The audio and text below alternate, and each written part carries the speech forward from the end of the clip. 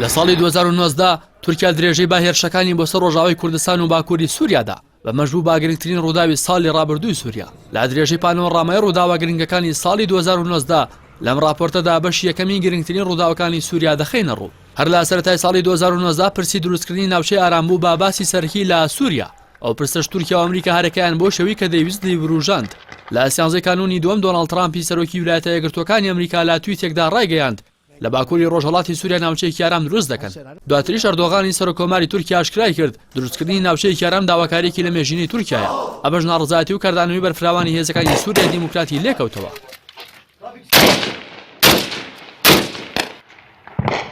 لا 21 هزار هێزەکانی سووریای دیموکرات پاش کۆنتڕۆڵکردنەوەی باغۆز لە کۆنگرەیەکی ڕۆژنامەنووسیدا بە فەرمی کۆتایی هاتنی داعشیان لە سووریا ڕاگەیاند. لەو کاتێک کە سوپای تورکیا بەردەوام لا کۆکردنەوەی هێزدا بوو لەسەر سنووری سووریا و بەردەوام هەڕەشەی ئەنجامدانی ئۆپەراسیۆنی سەربازی بۆ سەر ڕۆژهەڵاتی فورات دەکرد. ئەمریکا دەستی باکشانەوەی هێزەکانی کرد و ترامپ وتی چیتر نابین با پۆلیسی ڕۆژهەڵاتی ناوەڕاست. هەروەها ترامپ و ئەردۆغان لە 7 تشرینی یەکەمدا پەیوەندیەکی تەلەفۆنیان ئەنجامدا و تورکیا بۆ هێرشکردنە سەر ڕۆژهەڵاتی فورات گڵۆپی سەوزی بۆ هەڵکرا. سەرنجام سەرۆکۆماری تورکیا لە تۆڕی کۆمەڵایەتی تویتەر دەستپێکردنی ئۆپەراسیۆنی کانی ئاشتی ڕاگەیاند. ئەردۆغان ئاماژەی بەوەش کرد ئۆپەراسیۆنی کانی ئاشتی با قوڵایی 32 کیلۆمەتر و درێژی 444 کیلۆمەتر شارەکانی قامیشلۆ، گرێسپی، سەرەکانی، دەربەسی، مالیکی و کۆبانی دەگرێتەوە. لە بەرامبەردا هێزەکانی سووریای دیموکرات ئامادەیی خۆیان بۆ ڕوبەڕووبوونەوەی سوپای تورکیا ڕاگەیاند. ئۆپەراسیۆنەکە ناڕزایی زۆرینەی ڕەهای وڵاتانی عەرەبی و ئەوروپی و ئێرانی بەدوای خۆی داهێنا. پێچەوانی چاوەڕوانەکان بەرەو پێشوونەکانی سوپای تورکی زۆر خاو بوو. تەنانەت بەشێک لەو شوێنانەی کە بەڕۆژ کۆنتڕۆڵی دەکرد لە شەودا هەسەدا دەستی بەسەردا دەگرتەوە. پاش ئەوەی ئەنجومەنی گشتینەتەوە یەکگرتوەکان لە کۆبوونەوەی تایبەت بە ئۆپەراسیۆنی تورکیا لە سووریا کۆبوونەوە با زۆرینەی دەنگ بڕیار درا کە تورکیا شەرمەزار بکرێت، بەڵام رووسیا و ئەمریکا بڕیارەکەیان ڤیتۆ کرد.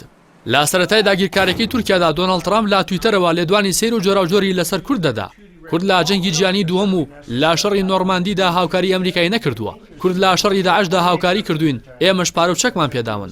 کورد و تورک سەدەیەکە شەڕ دەکەن، با کورد خۆی شەڕی خۆی بکات. ئەمانە تویتەکانی ترامپ بوون. ئەمەڵێست و لێدوانانەی سەرۆکی ئەمریکاش بوو بە ئامایی سەرسوڕمان. لە پاش بێئومێدبوونی هەسەدا لەوەی کە ئەمریکا ئۆپەراسیۆنەکە بوەستێنێت بە نێوەندگیری رووسیا گفتوگۆی نێوان هێزەکانی سووریای دیموکرات و حکوومەتی سووریا دەستی پێکرد. سەرنجام لە سیانزەی تشرینی یەکەم هەردوو لاگەشتە ڕێکەوتن و بڕیاردرا نزیکەی 10 تا 15 هزار سەربازی سوپای سووریا لە ناوچەکانی ژێر دەسەڵاتی هەسەدا بڵاوەیان پێ بکرێت. دوای ئەو ڕێکەوتنە هەسەدا کەوتە بەڕخنەیەکی زۆر کە ناوچەکانی ژێردەستی ڕادستی بە شارەسەد دەکاتەوە. لە بەرامبەردا مەزلوم کۆبانێ فەرماندەی گشتی هێزەکانی سووریای دیموکرات لە گۆڤاری فۆرم پۆلیسی ئەمریکی وتارێکی بڵاو کردەوە و وتی لە نێوان سازشکردن و جینۆسایدی خەڵکەکەمان سازشکردنمان هەڵبژاردووە. بەڵام ئەو ڕێکەوتنە نەبووە هۆی ئەوەی کە تورکیا ئۆپەراسیۆنەکەی بوەستێنێت. فشارەکان لەسەر سەرۆکی ئەمریکا زیادی کرد تا ئۆپەراسیۆنەکە ڕابگرێت. ترامپ نامەیەکی ئاڕاستی ئەردۆغان کرد و بۆی نووسی بوو دەتوانین ڕێکەوتنێکی زۆر باش بکەین، چونکە ژەنەڕاڵ مەزلوم ئامادەیە دانوستان لەگەڵ بکات، هەروەها ئامادەیە سازشگەلێک بکات کە لە ڕابردوودا هەرگیز نەیکردووە. جێگری سەرۆک و وەزیری دەرەوەی ئەمریکا ڕۆژی 7 تشرینی یەکەم سەردانیان قەڕەی کرد و لەگەڵ ئەردۆغان بۆ ماوەی 5 کاتژمێر کۆبوونەوە. ئێوارەی هەمان ڕۆژ لە کۆنگرەیەکی ڕۆژنامەوانیدا مایک پێنس جێگری سەرۆکی ئەمریکا وتی ئەنقەرە و واشنتۆن لە سەر ئاگربەست ڕێکەوتون و جەنگ ڕادەگیرێت. هەسەدا با قوڵایی 20 میل دەخشێتەوە. سزاکان لەسەر تورکیا هەڵدەوەشێنینەوە. ناوچەی ئارام دروست دەکەین تاکە سەربازێکی ئەمریکی لە باکووری سووریا نامێنێت. دواتریش 22 تشرینی یەکەم ئەردۆغان سەردانی رووسیای کرد و لەگەڵ ڤلادیمیر پۆتینی سەرۆکی رووسیادا کۆبوونەوە و ڕێکەوتنێکی دەخاڵیان سەبارەت بە بارودۆخی سووریا و خۆراوای کوردستان واژۆ کرد کە تێیدا هاتبوو پۆلیسی سەربازی رووسیا کاراسانی بۆ کشانەوەی یەپەگە و چەکەکانی بە مۆدای 30 کیلۆمەتر لەسەر سنووری تورکیا و سووریاوە لە ماوەی 150 کاتژمێردا دەکات. لە دوای هەموو ئەمانە و بڕیاری ترامپ بە چۆڵکردنی سووریا 21 تشرینی یەکەم هێزەکانی ئەمریکا لە خۆراوای کوردستان بەرەو باشووری کوردستان کشانەوە. لە قامیشلۆ خۆپیشاندان و ناڕزایەتی دژی کشانەوەی ئەمریکا ئەنجام درا و بەردباران کران.